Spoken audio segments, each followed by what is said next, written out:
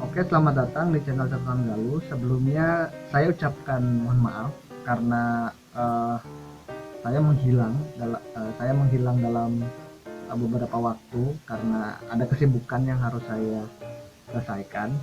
Pada kesempatan kali ini, pada konten ini saya ingin berbagi sedikit mengenai kegelisahan saya, terutama tentang keberagamaan di Indonesia gitu, karena kita tahu sendiri Indonesia merupakan negara yang sangat kaya, negara multikultural, negara multi etnis, multilingua atau multi bahasa, dan juga multi agama gitu. Karena memang sejarah bangsa ini itu uh, sangat panjang dan sangat beragam, ditambah juga secara fundamental merupakan leluhur bangsa ini, leluhur bangsa kita, leluhur bangsa Indonesia itu adalah bangsa dengan peradaban tinggi gitu. Meskipun kenyataannya sekarang masyarakatnya nggak tahu ya, jadi banyak yang berpikir dangkal gitu, banyak uh, apa ya, ribut-ribut atau gampang tersulut untuk hal-hal yang sifatnya remeh-temeh gitu. Padahal di masa lalu negara apa ya, leluhur kita adalah leluhur yang dikenal sangat ramah, mudah mudah apa namanya, murah senyum, dan juga bijaksana dalam menanggapi berbagai permasalahan gitu. Oke, video ini saya ingin membahas atau saya ingin mengutarakan pemikiran saya. Saya ingin membuat sebuah reinterpretasi atau menginterpretasikan kembali sila pertama dalam Pancasila. Kita tahu Pancasila adalah dasar bangsa, dasar negara, di mana bangsa ini didasarkan pada 5 sila tersebut, ditambah dengan Undang-Undang Dasar 1945. Saya ingin menyoroti soal sila pertama dalam Pancasila yang merupakan core dari Pancasila, yang dalam filsafat Pancasila ataupun pemaknaan tentang Pancasila, sila pertama ini disebut sebagai core dari seluruh sila dalam Pancasila, yaitu ketuhanan yang Maha Esa. Saya sendiri menerjemahkan ketuhanan yang Maha Esa ini sebagai ketuhanan yang Maha Kuasa, karena dalam bahasa Sanskerta Esa itu artinya besar, kuasa, dan mempunyai pengaruh yang signifikan gitu.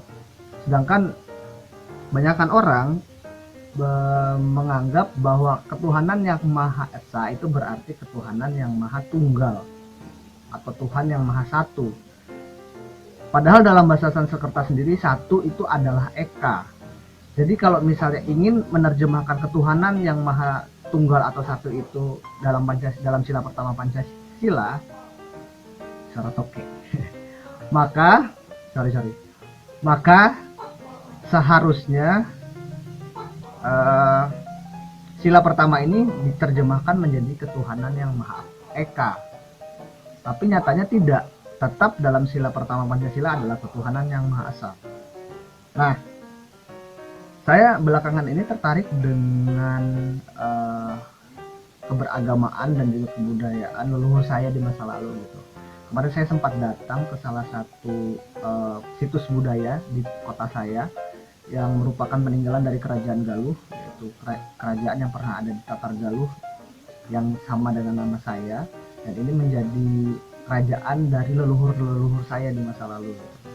Saya datang ke sana, terus saya melihat berbagai situs, berbagai peninggalan, dan juga beberapa bukti-bukti yang ada di situ, dan juga tentang tata cara masyarakat memaknai situs tersebut.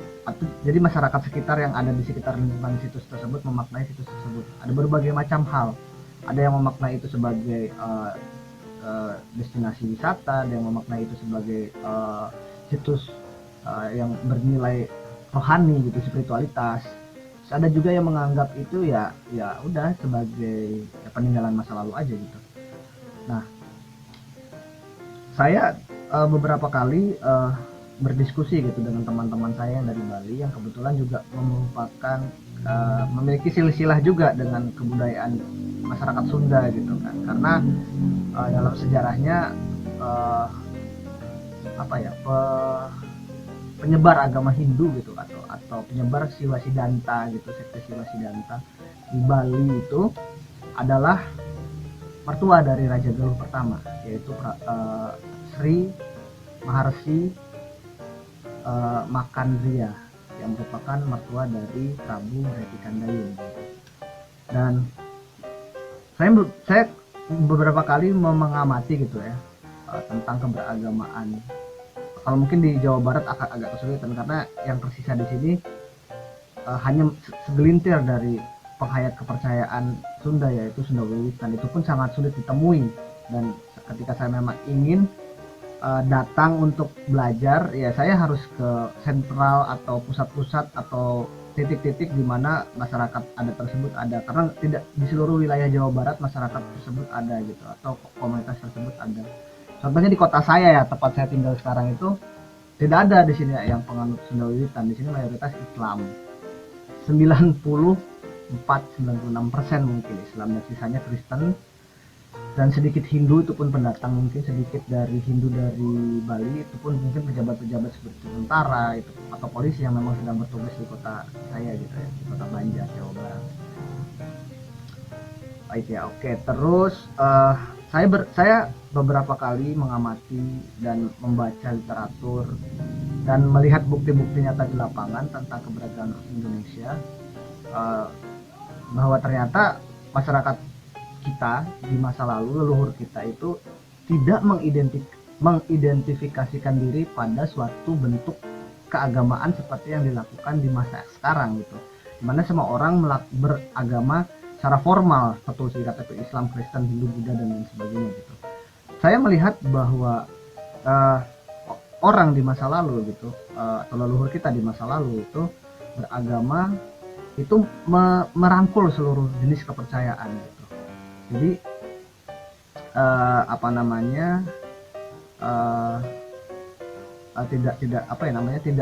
tidak terbeda-bedakan seperti sekarang. Kamu Buddha, kamu Islam, kamu Kristen, kamu tidak sama seperti saya gitu. Dan sila ketuhanan yang Maha Esa yang tadi saya ingin interpret, ya ini sila yang jadi sila pertama yang ingin saya interpretasi ini berkaitan dengan permasalahan ini gitu. Karena sekarang orang benar-benar terkotak-kotak dalam agama mereka gitu, merasa berbeda dengan satu yang lain dan dengan yang lainnya gitu. Padahal di masa lalu tidak seperti itu gitu.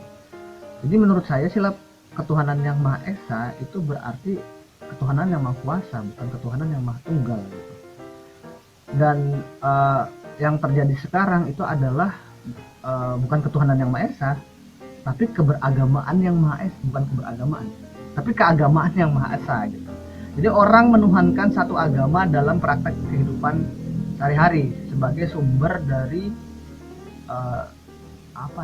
kebenaran atau standar kebenaran. Jadi hanya mendasarkan kebenaran dalam versi standar kebenaran mereka sendiri, agama mereka yang mereka anut, dan merasa bahwa agama yang dianutlah yang paling benar, dan agama di luar yang dianut adalah agama yang tidak memiliki nilai kebenaran sama sekali.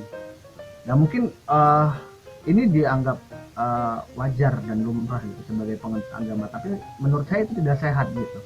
Menurut saya tidak sehat, karena ketika orang beragama hanya mendasarkan kebenaran pada dirinya sendiri dan menganggap di luar dirinya adalah salah, itu mengembangkan watak yang egoistis, yang sangat cuma peduli dengan dirinya sendiri, tidak peduli dengan orang lain. Dan ketika ada orang yang mendapatkan nasib malang di luar kelompoknya, dia akan merasa ya udahlah, itu bukan urusan saya gitu.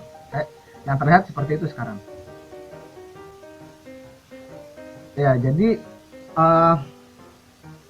agama ini jadi semacam pemisah, bukannya malah menjadi pemersatu antar elemen bangsa itu. Nah, saya berkaca dengan apa yang saya temukan di ajaran leluhur saya di masa lalu, itu justru sebaliknya. Jadi ajaran leluhur saya di masa lalu itu sangat adaptif terhadap segala hal atau segala macam keberagamaan yang datang, selama itu damai dan memberikan kebaikan. Mungkin kalau teman-teman ingin lebih memahami bisa datang ke Bali, karena menurut saya Hindu Bali adalah bentuk terakhir yang ada di Indonesia untuk memahami keberagamaan leluhur kita gitu. Jadi uh, coba deh teman-teman kalau misalnya ke Bali, lihat beberapa pura di Bali itu. Kita tahu Bali identik dengan Hinduisme gitu, atau uh, apa namanya, tempat di mana praktek agama Hindu dilakukan. Tapi yang menjadi menarik, kalau teman-teman datang ke beberapa pura di Bali, ada beberapa arca yang itu merupakan dewa di luar dari tradisi Hindu.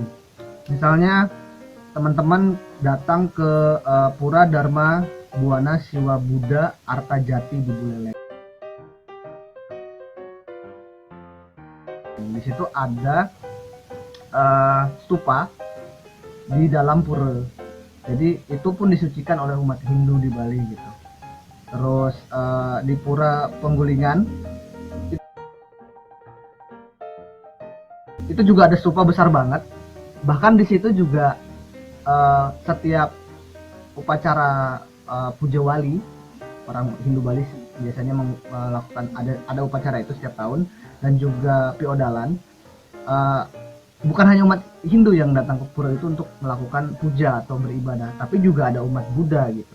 Yang karena di situ ada satu stupa, di mana stupanya itu di bagian stupanya ada patung Buddha gitu.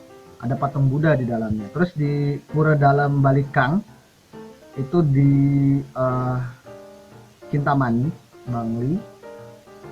Di situ ada pelinggih atau altar untuk memuja Dewi Kuan Im. Yang jelas-jelas itu tidak ada dalam tradisi Hinduisme. Dewi Kuan Im itu adalah bodhisatwa atau Buddha, ya bodhisatwa atau apa ya, pengikut Buddha yang berhasil mencapai apa namanya kebudaan gitu. Dan jelas-jelas ini adalah tradisi yang datang dari Buddha Mahayana gitu, yang tentu tidak berkaitan dengan ajaran Hinduisme gitu. Tapi di Bali itu terjadi, dan ini menurut saya bentuk dari apa ya, sifat adaptif dari masyarakat Nusantara di masa lalu gitu. Terus ada lagi pura dalam Karangtengah. Ini pura yang ada di dalam laut.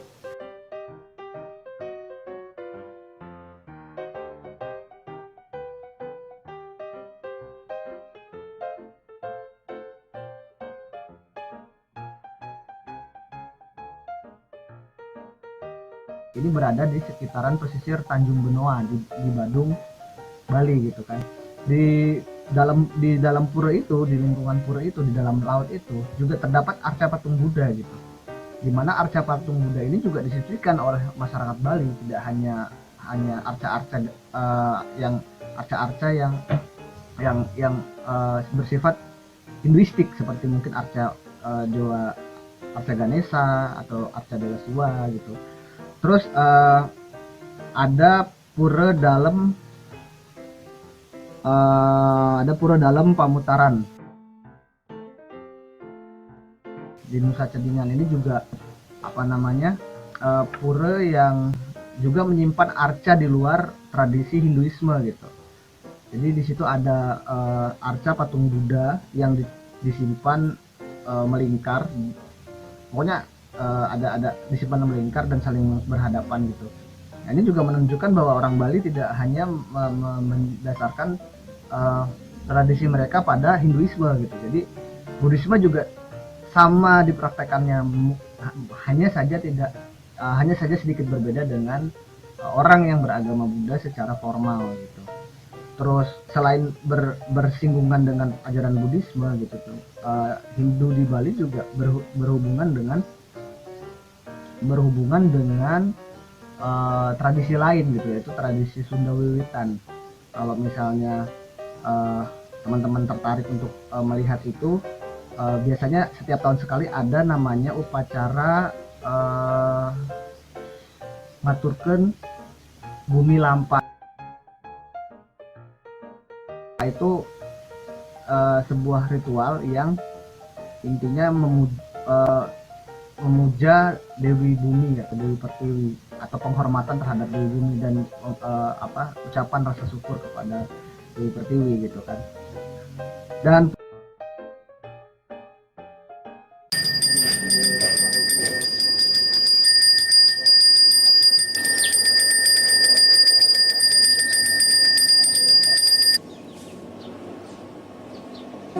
Semoga kita membungkus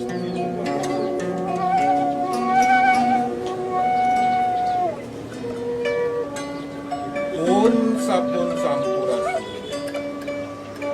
amit ampun nyaparalun Pagusti Maha Agung kesang romohun kaparakaru kanu nyawa kanu narindak kenarapat amin kami sejami amin bulan sedana sabda tutur sabda galun sabda tekad sabda ucap sabda masih ngacacat cangkem persazat wisesa sanes kara mukalara sanes kali mukalari pupuk sirna pun sampurna nirmala sasar kamuda rahayu swastiastu dinutup sang buku titip lantip sangkan urip rep sidakep ingsun medal ingsun madal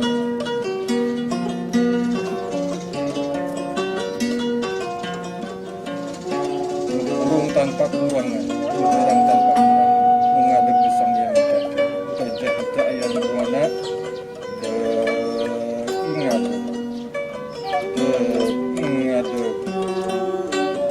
ingat pancar Bung ahung rahayu ruminjing manjing walagri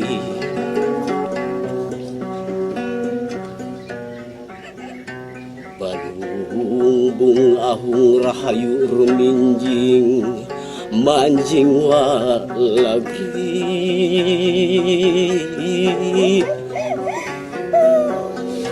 Brai caang brai narawang wangi diri sanubari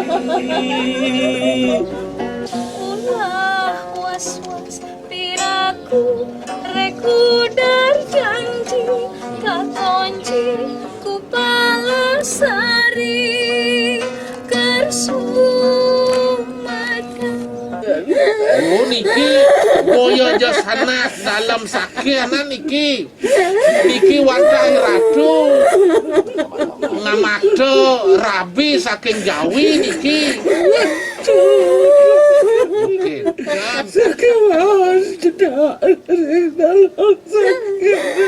dari ko ranes dawa muoga dari ki ido jenok dari koring dalam sakianan saking nabi wit rain ido niki saking Sumedang taler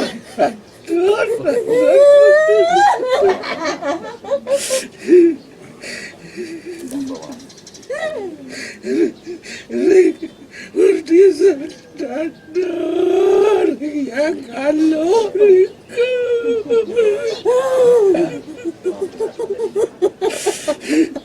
nah niki patut lungun ring Sumedang maparap yang galuh Mas Gringsing, kentan Gringsing Mas, kentan. si Nuhun galuh Orang jagat Galuh, ada kerajaan Galuh di sana. Oh, ini istrinya dari kerajaan Galuh, beliau dari kerajaan Sumedang. Ada itu di sana. Oh.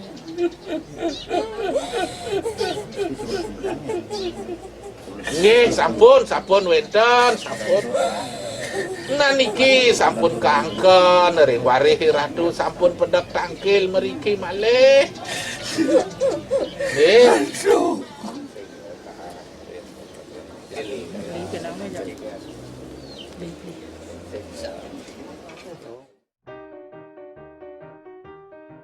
Pura dan di Bali ada satu pura yang berkaitan dengan itu yaitu pura dalam Sumedang. di Pamongan Denpasar. Jadi menarik kan, ini di Denpasar tapi kok pakai nama Sumedang. Itu berkaitan dengan tradisi Sunda Wiwitan gitu. Terus yang lain ada di luar Bali, ada juga pura namanya Pura Parahyangan Agung di Bogor. Ini pura peninggalan atau pura di apa ya? Ini pura yang didirikan di atas sebuah lahan, di mana lahan itu dipercaya dulu pernah menjadi petilasan Prabu Siliwangi sebelum memoksakan diri. Jadi di sini juga tempat itu, pura ini juga disucikan bukan hanya oleh masyarakat Hindu saja, Hindu Bali saja, tapi juga oleh masyarakat Sunda Wiwitan. Jadi di tempat ini ada beberapa ritual yang juga dilakukan oleh masyarakat adat Sunda Wiwitan, penghayat agama Sunda Wiwitan, dan juga oleh masyarakat Bali gitu, oleh umat Hindu Bali gitu. Nah, ini menurut saya yang perlu dipahami, karena yang sekarang terjadi, kita merasa terkotak-kotak dalam bingkai keagamaan kita sendiri gitu, menganggap bahwa kebenaran hanya ada di apa namanya, di dalam agama yang kita anut saja, padahal kebijaksanaan itu bukan hanya ada di satu titik atau di satu tempat. Kalau bisa saya mengutip apa yang dikatakan oleh Sang Buddha gitu kan, bahwa kebijaksanaan itu layaknya batu permata atau perhiasan. Jadi dia itu tidak hanya ada di satu rumah, tapi dia juga ada di rumah yang lain. Jadi tetangga kita juga punya perhiasan, terus rumah yang ada di depan rumah kita juga punya perhiasan, rumah yang ada di belakang kita juga punya perhiasan, terus tetangga yang ada di samping kita juga punya perhiasan. Tapi ya perhiasannya akan berbeda tentunya, bentuk dan juga kadarnya. Mungkin kita di rumah kita punya berlian, terus tetangga punyanya perak, tetangga yang sampingnya punyanya emas gitu ya, tapi kesemuanya sama-sama berharga begitu ya, begitu. Jadi mungkin yang ingin saya kritisi gitu ya dengan cara orang beragama sekarang dan memaknai sila pertama ini, dan mungkin juga para pamong ataupun pemerintah yang mempunyai kebijakan untuk apa namanya, melakukan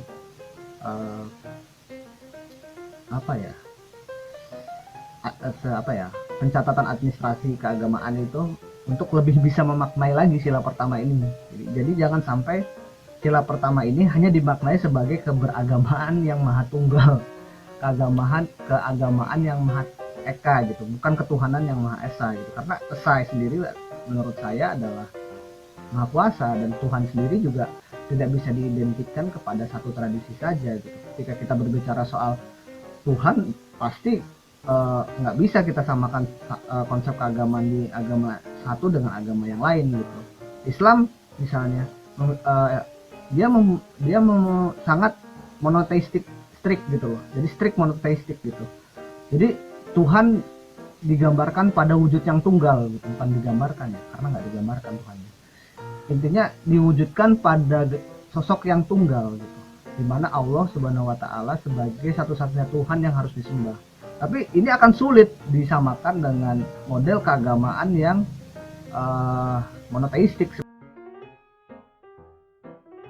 seperti dalam Hinduisme gitu. Hinduisme sendiri itu memiliki gambaran-gambaran tentang Tuhan sangat banyak, dan Tuhan utamanya atau sumber utamanya yaitu Tuhan yang Maha Kuasa itu tidak seperti dalam tradisi Islam yang bisa dihitung satu tunggal gitu. Tapi dalam tradisi Hindu dan juga Buddha, Tuhan ini atau Brahman dalam agama Hindu dan juga dalam Hindu dan juga Buddha, dalam tradisi Hindu dan Buddha, Tuhan itu dia gambarkan sebagai ketiadaan. Tapi ketiadaan ini bukan berarti tidak ada gitu. Bingung juga ngejelasinnya, karena sering disebut acintia gitu, tidak terpikirkan. Tidak terpikirkan ini kan bisa menjadi dimaknai banyak hal. Tidak terpikirkan bisa aja tidak ada, tidak terpikirkan bisa aja ada, tapi tidak bisa kita tangkap dengan pikiran. Tidak terpikirkan berarti dia itu berada di dimensi yang sangat jauh dengan kita dan nggak bisa kita pikirkan, nggak bisa kita hitung, nggak bisa kita gambarkan. Tapi dia ada, tapi kita nggak bisa menghitungnya 1, 2, 3, 4 atau 5 gitu. Itu Tuhan dalam agama Hindu dan juga agama Buddha gitu. Terus dalam misalnya tradisi Kristen ada Trinitas yang jelas-jelas Tuhan dalam 3 bentuk gitu loh. Roh Kudus, Tuhan Bapa, dan juga Yesus Kristus gitu kan. Itu jelas. 3 dalam 1, 1 dalam 3. Nah, sementara dalam Hindu sendiri misalnya memang ada Trimurti, tapi itu dewa utama kan. Tapi dewa-dewa yang lain di bawah Trimurti itu juga ada dewa-dewa, ada dewa Indra, terus ada Krishna, terus ada Durga dan dewa-dewi yang lain gitu. Nah, dalam misalnya di dalam tradisi yang lain, misalnya agama yang lain kayak misalnya Buddha sendiri, itu sama sekali malah tidak menggambarkan Tuhan. Hanya kalau di Indonesia karena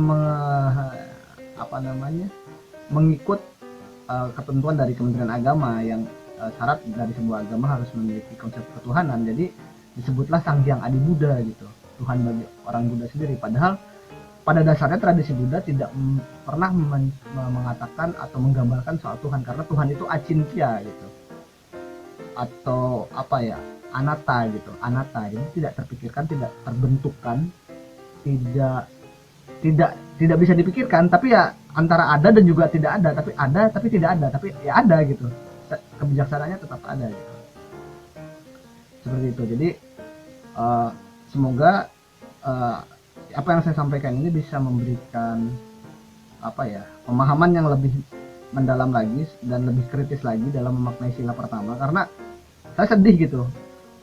Leluhur saya di masa lalu sangat terbuka dengan berbagai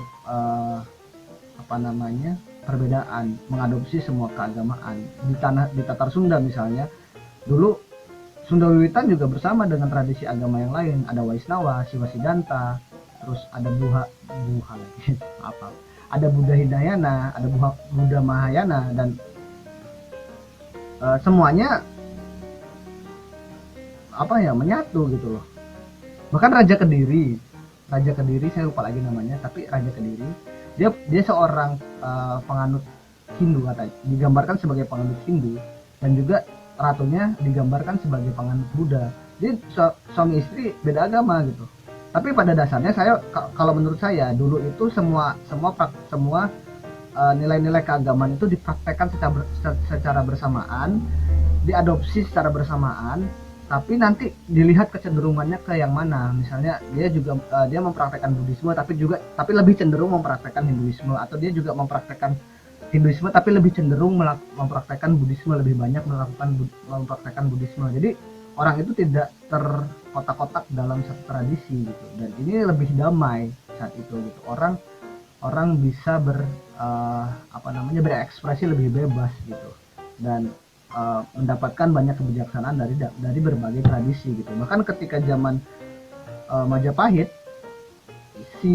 agama Hindu Siwa dan Buddha itu bahkan diidentikan menjadi satu kesatuan. Makanya dalam Sutasoma, dalam kitab Sutasoma itu yang salah satu kutipannya dijadikan semboyan bangsa kita, yaitu Bhinneka Tunggal Ika, Tanhana Dharma Mangrua, itu artinya itu sebenarnya mengacu kepada ajaran Siwa dan juga Buddha yang menjelaskan bahwa Siwa Mahadewa dan Mahaguru itu, dan ditambah dengan Sang Buddha, itu merupakan satu kesatuan yang tidak bisa dipisahkan dan keduanya identik sama gitu.